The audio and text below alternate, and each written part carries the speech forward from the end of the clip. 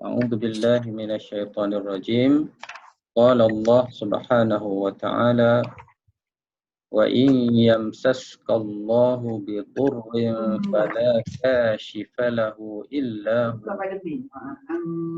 وإن يمسسك بخير فهو على كل شيء قدير.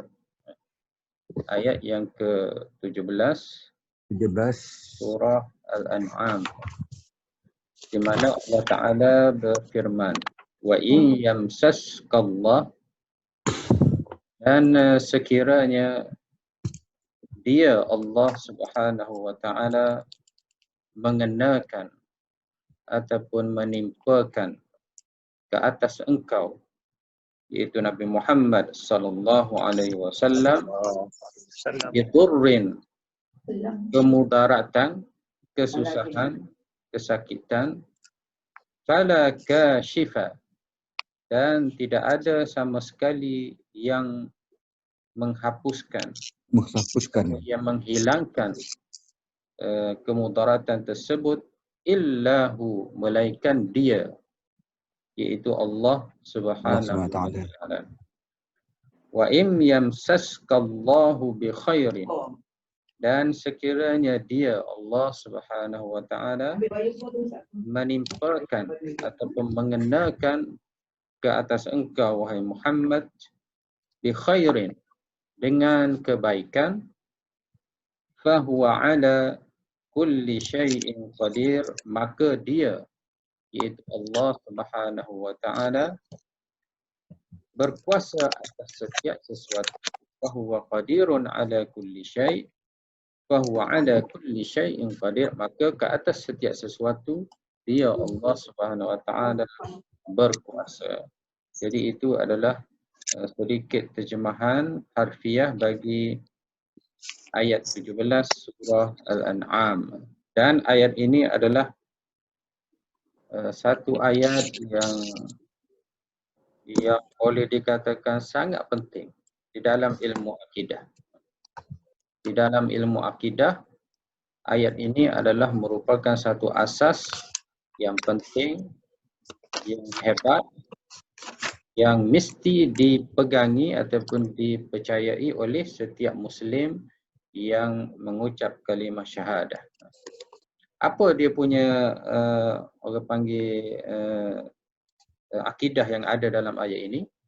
Iaitu setiap manusia hendaklah dia berpegang, dia percaya dengan penuh kepercayaan bahawasanya yang memberi kemudaratan, yang memberi kebaikan, yang memberi kejahatan, yang memberi kebaikan, yang memberi kesihatan, yang memberi kesakitan, yang memberi musibah bala adalah Allah Subhanahu wa Ta'ala. Maknanya Allah Ta'ala berkuasa penuh untuk dia memberi kebaikan pada seseorang.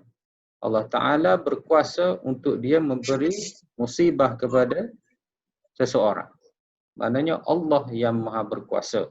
Jadi semua itu adalah hendaklah dijadikan satu akidah pada setiap Muslim. Maknanya kalaulah seseorang itu sakit, yang menyembuhkannya ialah Allah. Seandainya seseorang itu ditimpa musibah bala, yang mengangkatnya ialah Allah Subhanahu wa Ta'ala. Dan seandainya seseorang itu mahu memberikan ataupun menimpakan ataupun menyakiti kita, yang mahu menyakiti kita, tidak ada sesiapa yang boleh menyakiti kita kecuali dengan izin, dengan kebenaran, dengan kuasa Allah Subhanahu wa Ta'ala. Itu adalah akidah yang sangat penting di dalam diri seseorang Muslim. Dan ayat ini juga diterangkan oleh Nabi kita Muhammad sallallahu alaihi wasallam. Ada satu hadis di antara hadis 40. Hadis 40 Imam Nawawi dia ada memetik satu hadis di mana hadis itu Allah Taala Nabi kita sallallahu alaihi wasallam mengajak Ibn Abbas, inni uallimuka kalimatin, aku mahu mengajak engkau wahai Ibn Abbas beberapa ayat, di mana di antara ayat ataupun pengajaran yang Nabi beri kepada Ibn Abbas antaranya ialah berkenaan dengan ayat ini. di mana Nabi kata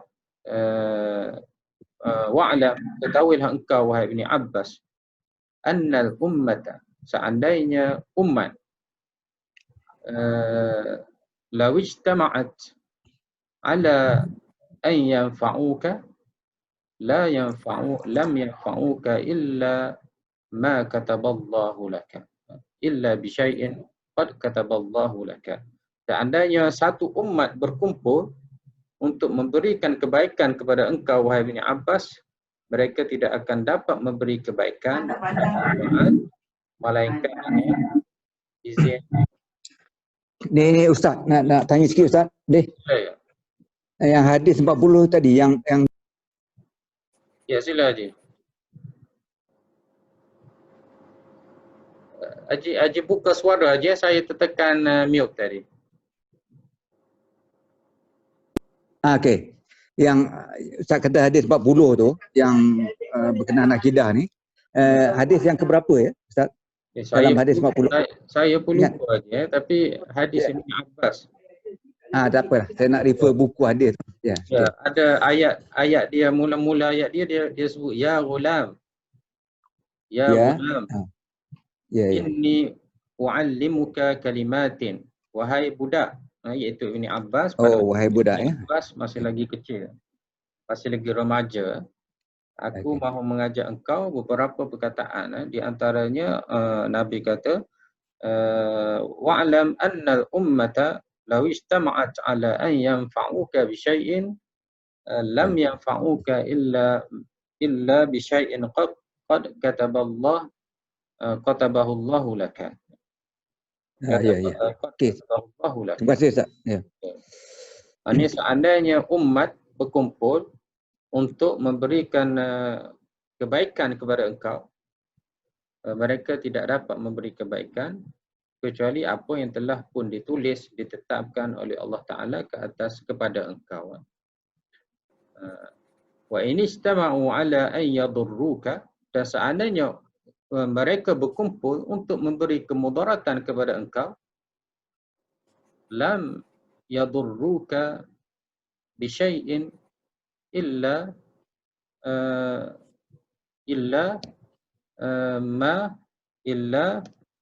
bi syai'in qad katabahu Allahu 'alaika, kecuali dengan sesuatu yang Allah Ta'ala telah tulis ke atas engkau. Maknanya di dalam hadis ini adalah Allah Ta'ala nak bagi tahu semuanya adalah dengan kuasa Allah Subhanahu Wa Ta'ala. Maknanya manusia tidak dapat untuk memberi kemudaratan dan juga manfaat kecuali dengan izin Allah Subhanahu Wa Ta'ala. Itu dia punya asas makna bagi ayat ini. Dan satu lagi kita perlu tahu juga di dalam ilmu akidah ini, seandainya sesuatu musibah itu ditimpa ataupun dikenakan kepada kita, dari sudut jahat, buruknya ialah bila dinisbahkan kepada kita, bukan kepada Allah Subhanahu Wa Ta'ala. Itu asasnya.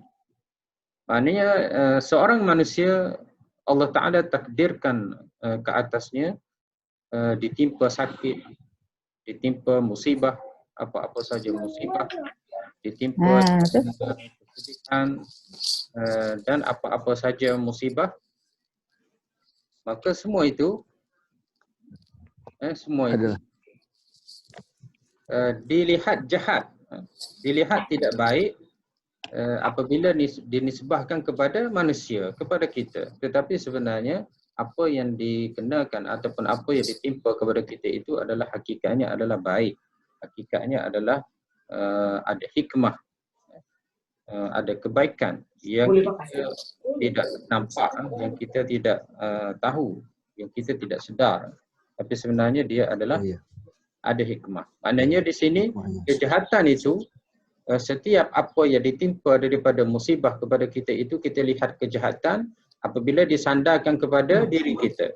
Maknanya kita melihat sakit itu adalah tidak baik, jahat. Kita melihat bahawasanya segala kesedihan itu adalah tidak baik. Maknanya semua itu kita lihat jahat dari sudut diri kita. Tapi sebenarnya Allah Subhanahu wa taala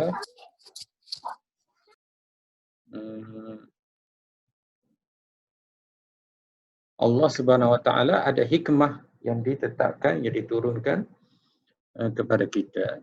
Jadi itu pun yang penting juga kita berpegang bahwasanya Allah Subhanahu wa taala menurunkan bala kepada kita, sebenarnya jahat itu disandarkan kepada kita, tetapi hakikatnya adalah baik. Hakikatnya ada hikmah Allah Taala turunkan bala tersebut.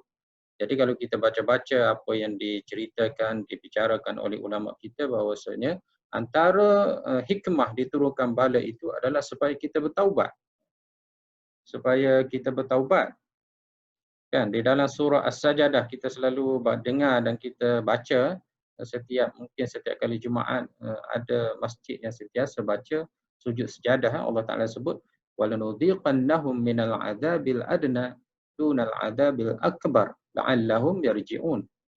Kami akan bagi mereka rasa azab dunia sebelum mereka dikenakan, ditimpa azab yang besar, iaitu di akhirat, supaya mereka kembali bertaubat kepada Allah Subhanahu wa taala. Maknanya seseorang itu sekiranya tidak ditimpa sebarang musibah di dalam hidupnya, seandainya dia tidak pernah sakit, seandainya dia tidak ada apa-apa musibah sepanjang hidupnya, seandainya dia sentiasa di dalam kesenangan, kemewahan dan sebagainya, maka dia mungkin akan lalai, akan leka.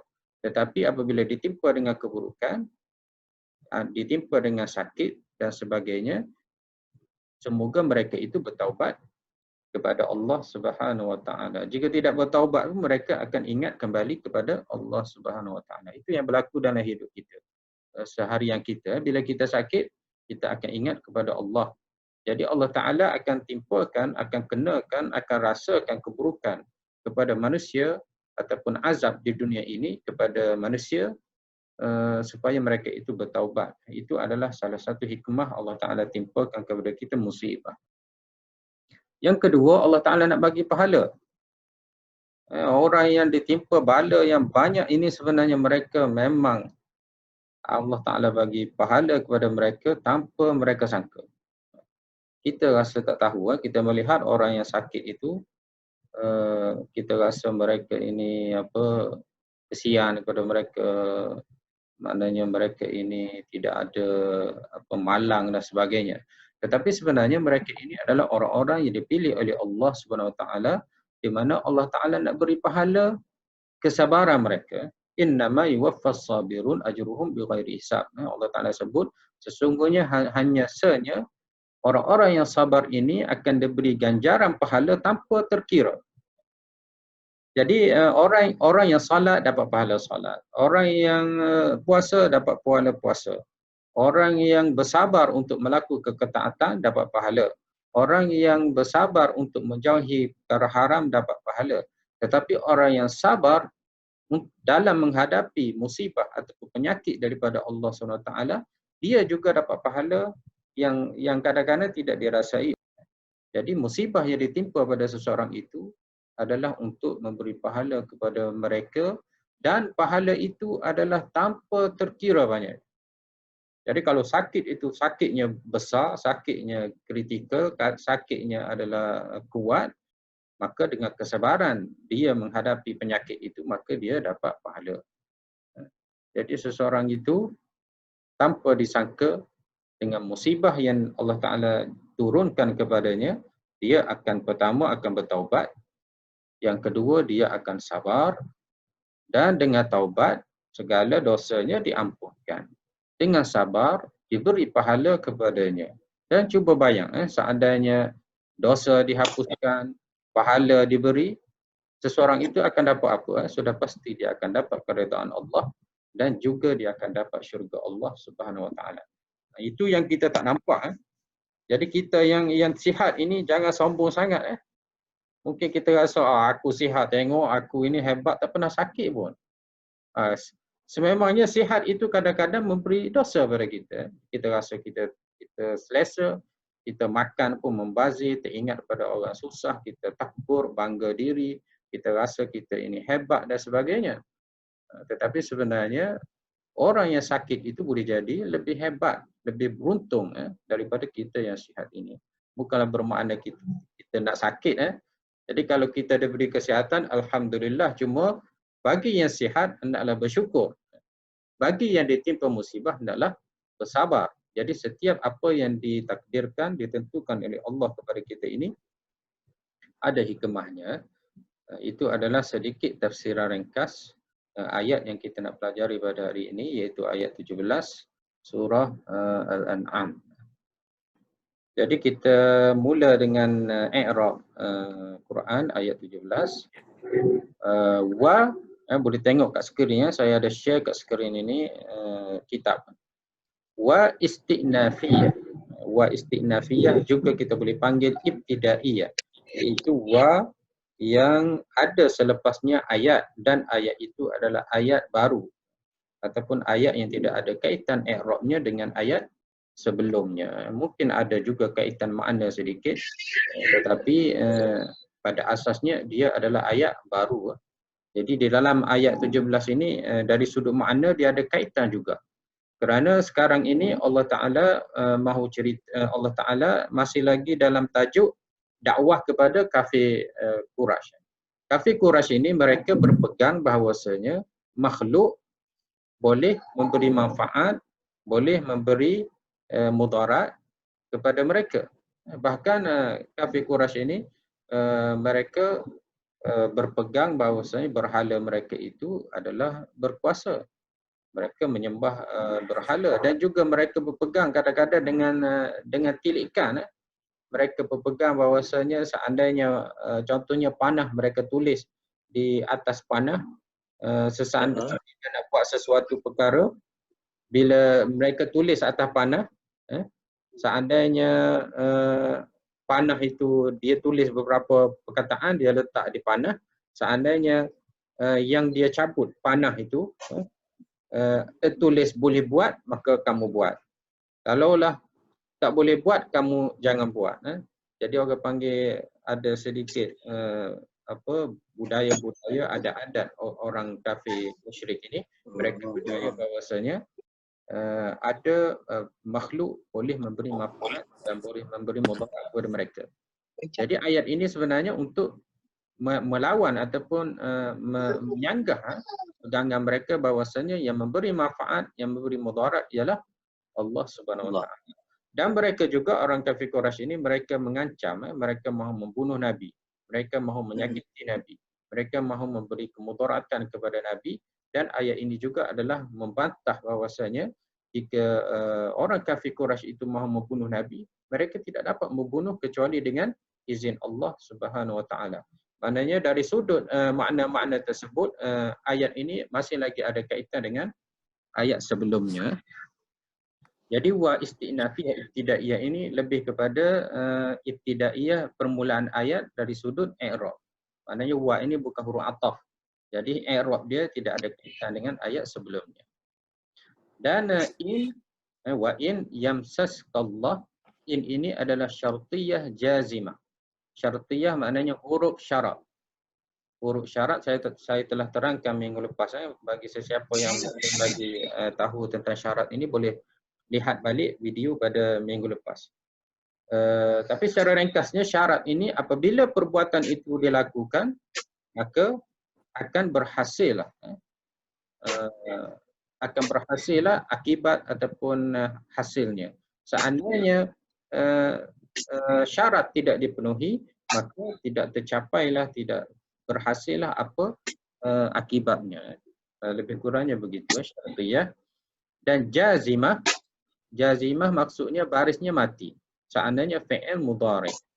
In yamsas, sin itu baris mati, itu maksudnya jazimah. Jadi di sini kita boleh terjemahkan sekiranya Allah Ta'ala mahu mengenakan kepada engkau dengan kemudaratan, fala kashifa lahu illahu, maka tidak ada sesiapa pun yang boleh mengangkat ataupun menghapuskan kemudaratan itu kecuali Allah Subhanahu Wa Taala. Jadi in syartiyah jazimah Yamsas. Jazimah itu ada pada fi'il mudhari' iaitu yamsas. Yamsas, sin itu baris mati, itulah maksudnya jazimah. Jadi dalam i'rab ini dia sebut yamsas mudhari' majzum fi'lu syarti. Dia adalah fi'il mudhari' dan hukumnya majzum iaitu baris mati, dan dia itu adalah fi'il syarat. Fi'il syarat maknanya perbuatan pada in ini, fi'il pada in. Fi'il syarat. Seandainya Allah Ta'ala mahu menimpakan kepada engkau dengan keburukan, dengan kemudaratan. Kemudian ka maf'ulun bih. Ka ini adalah dhamir awak. Jadi ini adalah maf'ulun bih. Makna maf'ulun bih di sini siapa yang kena mudarat itu? Awak. Objek yang kena ialah awak, iaitu Nabi Muhammad sallallahu alaihi wasallam. Seadanya Allah Taala mahu menimpakan ke atas engkau, iaitu Nabi Muhammad sallallahu alaihi wasallam. Siapa yang kena timpa iaitu Nabi Muhammad. Siapa yang memberi ataupun yang menimpa, yang menjatuhkan musibah iaitu Allah Subhanahu wa taala. Jadi wa in yamsaskallahu bidurrin. Jadi kaf itu adalah maf'ulun bih. Dan dur bidurrin ini adalah bi adalah huruf jar, dur adalah isim muta'alliqun bi yamsas. Maknanya fi'il mudhari' jar wa majrur ini dia terikat bergantung kepada jumlah yamsas. Dia menimpakan. Dia menimpakan apa? Dengan keburukan. Dan dur ini adalah maksudnya keburukan yang terkena pada tubuh kita. Ada dua, dur dengan dar. Kalau darrun, kemudaratan secara umum. Secara umum, kemudaratan ini banyak. Kemudaratan pada keluarga, kemudaratan pada harta, kemudaratan kepada negara dan sebagainya. Tetapi jika itu adalah dar, tapi jika dibariskan dengan dur, iaitu kemudaratan pada diri. Maknanya sakit, luka, kemudaratan yang berkaitan dengan tubuh kita. Jadi bidurrin muta'alliqun bi yamsas. Wa in yamsaskallahu bidurrin. Kemudian fa rabithah li jawab syarti, dan fa ini adalah rabithah li jawab syarti. Jawab syarat perlu ada fa, sebabnya ada la di sini. Fala adalah la adalah nafiyah. Jadi bila ada nafi ataupun ada qad ataupun ada saufa ataupun jawab syarat itu adalah jumlah ismiyah, maka kena ada fa. Jadi fa ini dipanggil rabithah, iaitu mengikat. Mengikat antara fi'il syarat dan jawabnya. Dipanggil fa rabithah li jawab syarti. Fa mengikat jawab syarat dengan fi'il syarat. Jadi fa ini adalah rabithah li jawab syarti. Saya dah terang dalam minggu lepas, syarat dengan jawab syarat. Kemudian la nafiyah lil jins. Ini pun saya sudah terangkan pada kelas-kelas sebelum ni. Masih ingat lagi? Masih ingat lagi? La nafiyah lil jins, iaitu dia menafikan semua bentuk makna bagi isim selepasnya. Maknanya kalau la kashifa, maknanya tidak ada sesiapa yang boleh mengangkat ataupun menghapuskan kemudaran itu. Nampak? Contoh kita mengucap kalimah syahadah, la ilaha illa. Maknanya kita menafikan semua makna Tuhan. Tidak ada sebarang Tuhan. Tidak ada sebarang berhak disembah. Ini pun sama, la kashifa. Jadi kashifa itu adalah nafiyah lil jins. Ini sudah pun saya terangkan pada kelas kita sebelum ini. Jadi dia memberi makna menafikan apa makna semua makna isim yang ada selepas la ini. Tandanya ialah dengan fa ini baris atas. Fa ini baris atas. Kalau dia baris dua, itu bukan la nafiyah lil jins. Itu la ya'malu amalal laisa. Itu lebih kurang. La kashifa. Jadi isim. Kashifa itu adalah isim la. Kashifa itu adalah isim la. Maftuh. Maftuh maknanya kita baca baris atas. Barisnya kashifa. Fa itu adalah baris atas. Kita baca dengan baris atas. Lahu muta'alliqun bimahdhuf khabar la. Dan lahu itu adalah jar wa majrur dan dia merujuk ataupun bergantung kepada khabar la. Khabar la ni tak ada kat sini. Mahdhuf. Jadi ayat dia begini, nanti saya tulis. Nampak sikit.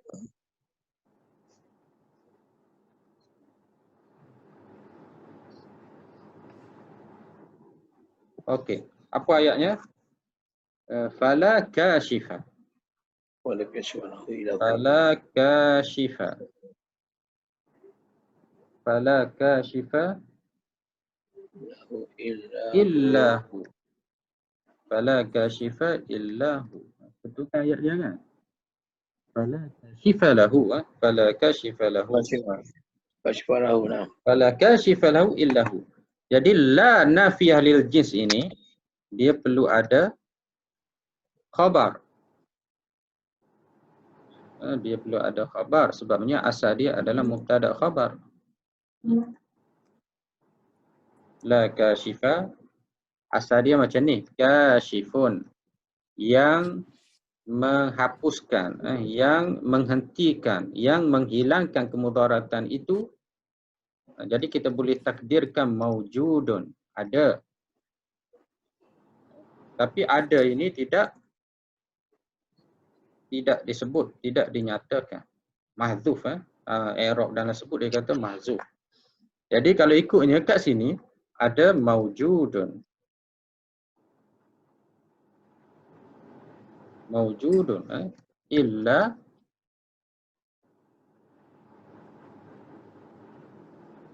illahu.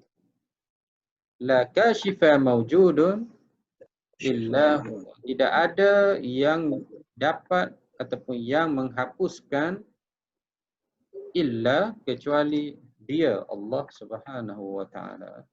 Maknanya kalau kita ikutnya la kashifa, kalau ikutnya buang la dua ni, kashifun Allah. Maknanya yang menghapuskan, yang membuang kemudaratan itu ialah dia, Allah Subhanahu wa taala. Jadi maujud ini adalah tidak ada. Itulah yang dimaksudkan di dalam kitab tu, iaitu kashifalahu, apa tadi? Lahu muta'alliqun bimahdhuf khabar la.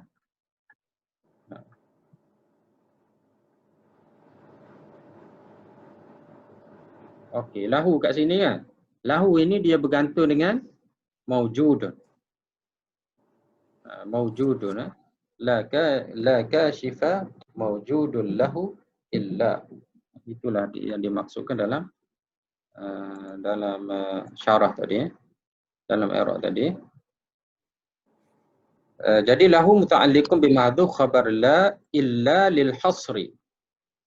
Lil hasri ini adalah untuk menghadkan, untuk mengkhususkan, maknanya tidak ada apa-apa ataupun sesiapa pun yang dapat menghapuskan, mengangkat kemudaratan.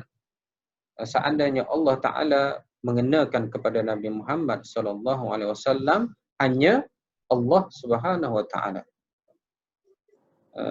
Jadi itu, illa itu adalah lil hasri, maknanya menghadkan. Maknanya mengkhususkan bahawasanya yang mengangkat ataupun yang menghapuskan kemudaratan itu adalah huwa, iaitu Allah Subhanahu wa taala. Tidak ada sesiapa pun. Kalau ada manusia pun itu adalah dengan takdir Allah Subhanahu wa taala. Sebab kita hidup atas dunia ini tidak kita minta tolong orang. Sakit kepala kita jumpa doktor, sakit gigi, demam dan sebagainya. Kita nampak bahawasanya doktor itulah yang menyembuhkan kita. Tetapi sebenarnya yang menyembuhkan kita ialah Allah Subhanahu Wa Taala. Kita susah, kita apa-apa saja musibah menimpa kita, kita minta tolong dengan manusia. Allah. Bahkan dalam keluarga kita pun kita minta tolong dengan isteri, isteri minta tolong dengan suami, anak minta tolong dengan kita, kita tolong anak kita. Jadi sebenarnya semua perbuatan itu yang berlaku sama ada dalam masyarakat keluarga kita, sama ada menghapuskan keburukan, memberi manfaat, kebaikan, semua itu adalah dengan keizinan Allah Subhanahu Wa Taala. Kerana Allah Taala kata di sini, seandainya dia mahu memberi kemudaratan, maka tidak ada sesiapa pun yang boleh mengangkat, membuang kemudaratan itu kecuali dia Allah Subhanahu. Manusia ini adalah usaha. Kadang-kadang kita usaha tidak berjaya, kadang-kadang kita usaha kita berjaya. Kadang-kadang panadol itu dapat memberi seseorang hilang sakit kepala. Kadang-kadang seseorang itu makan panadol pun tak hilang pun sakit kepalanya. Jadi semuanya dengan izin Allah Subhanahu Wa Taala. Jadi huwa dhamir munfasil fi mahalli rafa' badal, fi mahalli khabar, fi mahalli khabar, khabar la mahdhuf. Jadi kita kena rujuk ayat tadi. Dia bagi tahu apa? Huwa itu adalah dhamir munfasil fi mahalli rafa' badal. Badal ini badal kepada maujud tadi. Ya, mungkin ayat ini dia perlu kita lihat balik. La kashifa maujudun.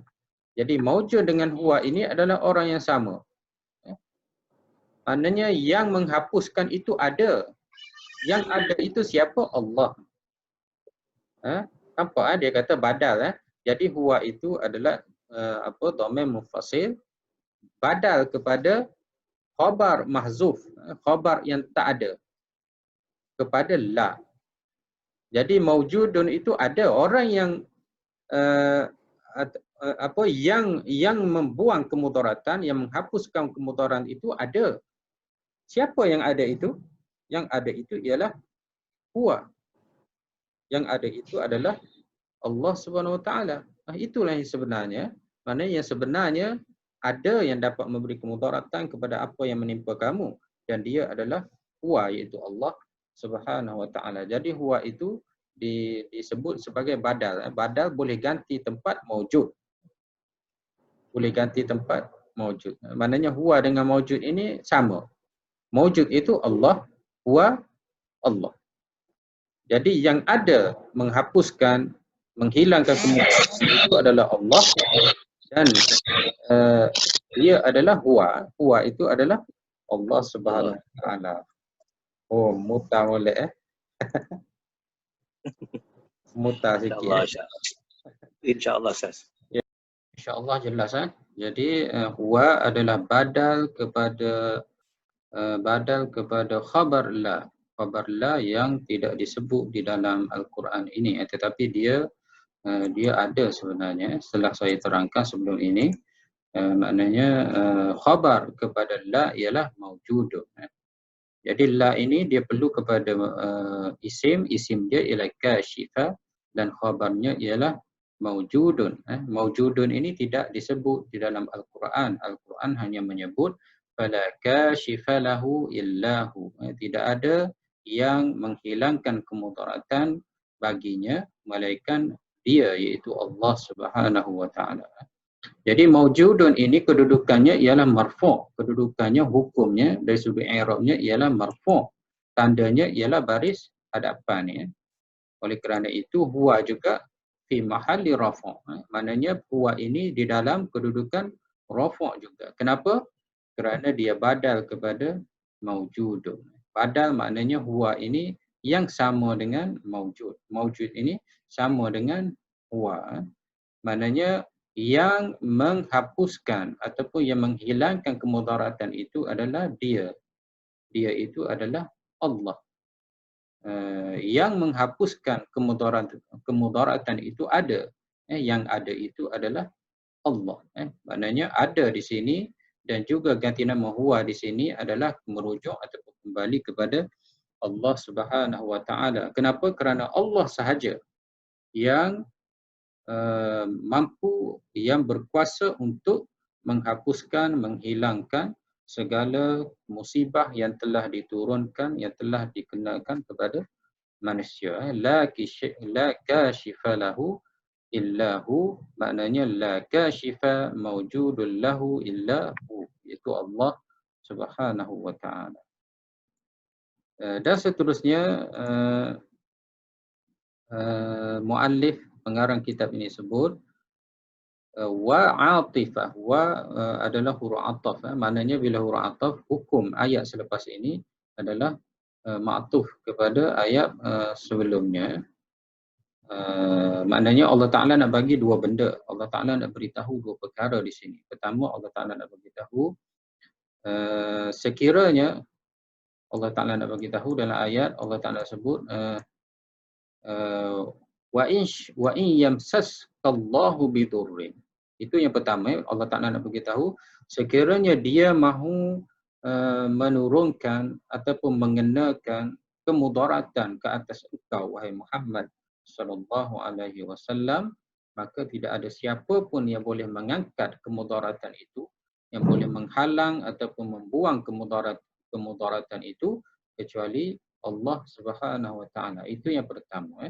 Dan yang kedua, Allah Taala mahu menyatakan bahawasanya sekiranya wa in yamsaska bi khairin, dan sekiranya dia Allah Taala mahu menurunkan kepada engkau, mahu mengenakan kepada engkau, mahu memberikan kepada engkau kebaikan, fahuwa ala kulli syai'in qadir, maka dia adalah atas setiap sesuatu berkuasa. Dia berkuasa atas setiap sesuatu. Jadi dua kenyataan di dalam ayat ini.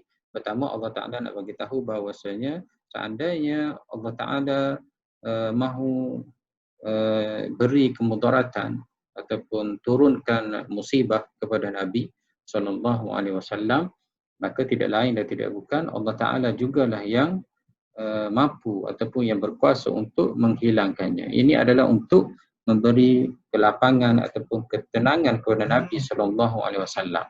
Kerana yang memberi mudarat Allah Ta'ala, yang mengangkat ataupun yang membuang mudarat juga ialah Allah Subhanahu Wa Ta'ala. Jadi Allah, Nabi kita boleh meminta dan memohon kepada Allah Subhanahu Wa Ta'ala supaya diangkat segala mudarat, diangkat segala kesusahan. Dan seandainya kesusahan ataupun musibah ataupun masalah berlaku juga kepada Nabi Muhammad SAW, itu telah pun kita nyatakan sebelum ini, itu adalah di atas kuasa Allah Subhanahu Wa Ta'ala. Allah Ta'ala mahu menguji Nabi, mengangkat martabat Nabi. Bahkan di dalam hadis Nabi SAW, orang yang paling banyak dikenakan bala, dikenakan ujian ialah para anbiya. Kemudian seterusnya orang yang di bawah ataupun orang yang selain daripada Nabi SAW, para syuhada, para anbiya, para syuhada, para salihin, dan para sahabat Nabi SAW. Jadi poin yang pertama ataupun yang pertama, Allah Ta'ala nak beritahu seandainya dia mahu menjatuhkan ataupun memberi kemudaratan kepada Nabi, maka hanya dia sahaja, iaitu Allah Ta'ala, yang mampu untuk mengangkat kemudaratan tersebut. Dan yang kedua, Allah Ta'ala beritahu, dan sekiranya dia mahu memberi kebaikan kepada Nabi, maka dia berkuasa ke atas setiap sesuatu. Apa maknanya? Maknanya bahawasanya Allah Ta'ala itu berkuasa dan tidak ada pun manusia ataupun makhluk ataupun apa-apa saja yang boleh menghalang kuasa Allah Subhanahu Wa Ta'ala untuk memberi kebaikan kepada Nabi Muhammad SAW dan kepada semua. Jadi seandainya seorang mukmin beriman dengan ayat ini, maka dia akan menjadi seorang yang kuat. Seorang yang kuat dan hidupnya sentiasa positif. Pertama sekali, setiap ujian yang ditimpa kepadanya, dia menganggap ujian itu adalah datang daripada Allah. Sebagaimana yang kita telah pun bincang pada awal tadi, apabila ujian itu ditimpa ataupun dikenakan pada seseorang, Allah Ta'ala mahu beri dia dua perkara. Pertama sekali Allah Ta'ala mahu dia bertaubat, mahu dia insaf dan mahu dia sedar kekurangannya dan mahu dia kembali kepada Allah Subhanahu Wa Ta'ala, dan yang keduanya Allah Ta'ala mahu beri pahala kepadanya. Dengan kesabaran dia menghadapi ujian tersebut, maka bertambah-tambahlah pahala yang dia dapat daripada Allah Subhanahu Wa Ta'ala. Dan yang kedua, seseorang yang beriman dengan ayat ini juga dia percaya dengan penuh keyakinan bahawasanya Allah Ta'ala lah yang mengangkat, yang membuang segala kemudaratan, dan Allah Ta'ala lah yang berkuasa untuk memberi segala kebaikan. Maknanya keburukan, kejahatan, musibah, ujian dan juga kebaikan, manfaat, semua nikmat dan semua itu adalah datang daripada Allah Subhanahu Wa Ta'ala. Manusia ini hanyalah sebagai pemain-pemain ataupun orang-orang yang berusaha untuk mencari ataupun mendapatkan kebaikan tersebut. Jadi itu Allah Ta'ala mahu nyatakan apabila disebut wa di sini wa ataf, maka selain daripada Allah Ta'ala sebut kemudaratan itu dia yang hanya dia yang membuangnya, Allah Ta'ala mahu menyatakan juga bahawasanya kebaikan juga dialah yang berkuasa memberinya. Cuma kita sebagai makhluk Allah, kita kena ada dua sifat, di mana dua sifat ini sangat penting di dalam kehidupan kita. Dan dua sifat ini akan memberi natijah kebaikan kepada kita. Pertama sabar, yang kedua syukur. Dan Nabi kita juga ada menyebut ajabal li amrin mri'in, pelik bagi urusan seseorang itu. In asabahu syarran fasabara fakana khairan lahu, wa in asabahu khairan fasyakara fakana khairan lahu. Jadi Nabi beritahu dua orang yang Allah Ta'ala rasa hairan. Pertama, orang yang diberi ujian kejahatan ataupun keburukan ataupun musibah dan dia sabar, maka dia mendapat pahala iaitu kebaikan baginya. Dan yang kedua, orang yang diberi kebaikan ataupun nikmat ataupun kesihatan dan sebagainya, dan dia bersyukur, dan apabila dia bersyukur dia pun mendapat pahala, maka kebaikan juga kembali kepadanya. Jadi rahsia kita hidup atas dunia ini, kita beriman kepada Allah Subhanahu Wa Ta'ala bahawasanya baik dan jahat itu, takdir, qada dan qadar itu adalah datang daripada Allah Subhanahu Wa Ta'ala. Seandainya dia mahu menghilangkan kejahatan, keburukan, maka dialah yang berkuasa untuk menghilangkannya. Dan seandainya keburukan ataupun musibah ataupun penyakit dan sebagainya menimpa kita dan kita berdoa tetapi Allah Ta'ala masih lagi tidak mengangkatnya, jadi Allah Ta'ala mahu memberi kita ujian dan kita hendaklah bersabar di atas ujian itu, dan Allah Ta'ala akan memberi pahala kepada kita, dan dengan pahala itu sebenarnya adalah kebaikan untuk kita. Selain daripada kita bertaubat, Allah Ta'ala akan menghapuskan dosa kita. Jadi waw itu adalah wa'ataf. In yamsaska bi khairin, in yamsaska bi khairin ini sama dengan in yamsaska bi dhurrin. Jadi wa ini huruf ataf. Huruf ataf ini ada banyak. Sebelum ini kita dah pelajari huruf ataf ialah wa, thumma, fa, au, lakin, bal, itu semua adalah huruf ataf. Dan antaranya ialah wa. Wa ini adalah huruf ataf. Maknanya kata ataupun huruf sendi. In yamsaskallahu bi khairin sama juga dengan in yamsaska bi dhurrin. In ini adalah kata ataupun adat syarat. Sekiranya dia Allah Ta'ala mahu menimpakan kepada engkau, memberikan kepada engkau bi khairin, kebaikan. Yamsas ini adalah fi'il mudhari' dan sin ini baris mati sama dengan yamsaska bi dhurrin. Baris mati ini kerana ada in syartiyah, dia mematikan ataupun menjazamkan fi'il mudhari', in yamsaska. Dan ka adalah maf'ulun bih, bi adalah huruf jar, khairin adalah majrur. Jadi bi khairin ini yata'allaq, dia bergantung, dia merujuk kepada yamsaska.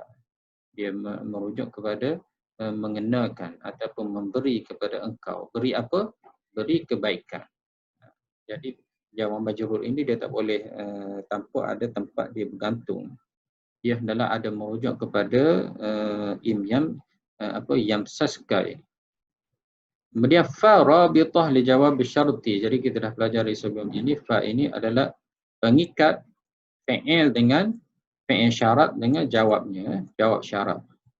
Jawab syarat di sini ialah jumlah ayat. Maka perlu ada fa, fa huwa. Jawab syarat juga tidak ada keadaan yang tidak memerlukan kepada fa, iaitu rabithah, pengikat untuk jawab syarat, seandainya dia fi'il mudhari' juga.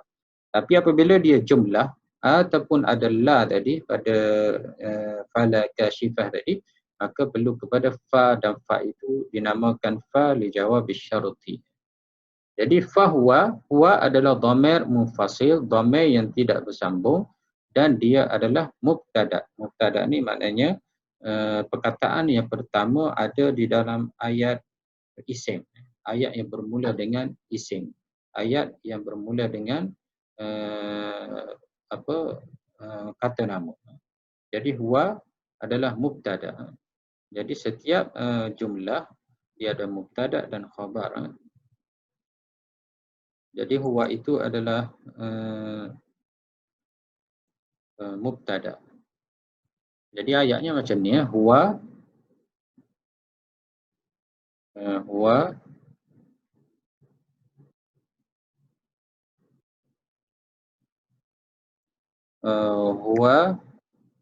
ala kulli syai'in qadir. Asalnya begini, huwa qadirun ala kulli syai'in. Jadi huwa ini adalah mubtada, iaitu kata nama yang berada di awal ayat isim, iaitu ayat yang bermula dengan kata nama. Dan qadir itu kita panggil khabar. Jadi khabar di sini dikemudiankan. Khabar di sini dikemudiankan. Maknanya diletak di hujung. Huwa ala kulli syai'in qadir, berkuasa. Ini selaras dengan manusia, dia tidak nampak yang memberi nikmat. Dia nampak nikmat saja. Jadi kita hidup seharian, yang kita nampak ialah kita dapat makan. Yang kita nampak ialah nikmat-nikmat rumah kita, anak kita yang sihat, keluarga kita yang bahagia, dan pekerjaan yang kita dapat, jiran tetangga dan sebagainya. Jadi benda yang kita nampak di sekeliling kita itulah yang kita nampak, yang kita tahu. Tetapi kadang-kadang benda itu telah menutup ataupun membuat kita lupa kepada yang berkuasa. Jadi sebenarnya yang berkuasa ialah Allah Subhanahu Wa Taala. Jadi Allah Taala sebut ke atas sesuatu, dialah yang berkuasa, maha kuasa. Jadi huwa ala kulli syai'in qadir. Jadi huwa ini adalah mubtada. Jadi huwa adalah mubtada. Dhamir munfasil mubtada, ala kulli muta'alliqani bi qadir, muta'alliqani bi qadir. Jadi qadirun ala, sebagaimana yang saya terangkan, qadirun ala kulli syai'in mudhafun ilaih. Kulli ini adalah mudhaf, syai'in adalah mudhafun ilaih. Qadirun khabar al-mubtada. Khabarul mubtada'i huwa, khabar bagi mubtada iaitu huwa. Jadi huwa qadirun ala kulli syai'in, ke atas setiap sesuatu. Ke atas setiap sesuatu itu ia bergantung kepada mana, iaitu bergantung merujuk kepada qadirun, berkuasa. Maknanya Allah Taala maha berkuasa ke atas setiap sesuatu, ke atas setiap sesuatu. Jadi inilah sedikit sebanyak tafsiran ataupun terjemahan dan juga i'rab ayat yang ke-17 surah Al-An'am, dan ia merupakan asas iman kita kepada Allah Subhanahu Wa Taala, iaitu an-nafi' yang memberi manfaat, wad-dar yang memberi kemudaratan, ialah Allah Subhanahu Wa Taala. Yang memberi penyakit, yang menyembuhnya ialah Allah Subhanahu wa taala. Yang memberi kekayaan dan juga kefakiran Allah Subhanahu wa taala. Jadi semuanya adalah qadirun, Allah taala yang maha berkuasa ke atas semuanya. Dan kita makhluk ini adalah diminta untuk berusaha. Jadi makhluk dia berusaha kerana kita diberi kuasa, diberi kudrat. Kudrat kita ialah usaha.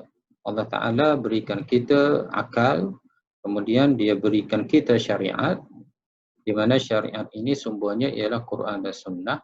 Kemudian diberi kita kudrat.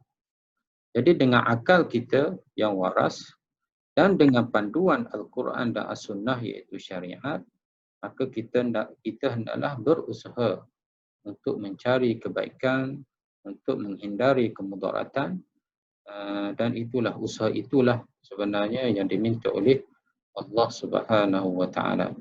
Yang memberi kejayaan, yang memberi kebaikan, yang memberi kemudaratan sebenarnya adalah Allah Subhanahu wa taala. Walaupun kita berusaha, kadang-kadang kita tidak mencapai apa yang kita mahu. Walaupun kita makan ubat, contohnya bila kita sakit, tidak semestinya kita sembuh. Itu adalah usaha kita sahaja makan ubat. Tetapi penyembuhnya ialah Allah Subhanahu wa taala. Walaupun kita berusaha, bekerja siang, malam, bekerja kuat dan sebagainya, rezeki itu adalah pemberian Allah Subhanahu wa taala. Tidak semestinya dengan kerja kuat itu rezekinya banyak, kaya raya dan sebagainya. Itu hanyalah usaha kita. Yang memberi kekayaan adalah Allah Subhanahu wa taala. Cuma sebagaimana yang saya sebut tadi, sabar dan syukur itu adalah penting dalam kehidupan kita supaya kita tidak lupa diri dan kita menjadi hamba Allah yang sentiasa dalam keadaan positif, yang sentiasa dalam keadaan muhasabah diri sendiri, tidak menyalahkan orang lain, apatah lagi sangka jahat kepada Allah Subhanahu wa taala. Jadi sabar dan syukur itu akan membawa kita menjadi seorang yang sentiasa baik sangka dengan Allah Subhanahu wa taala. Barakallahu fikum. Wassalamualaikum warahmatullahi wabarakatuh. Naltaqi insyaallah fi usbu'in qadim.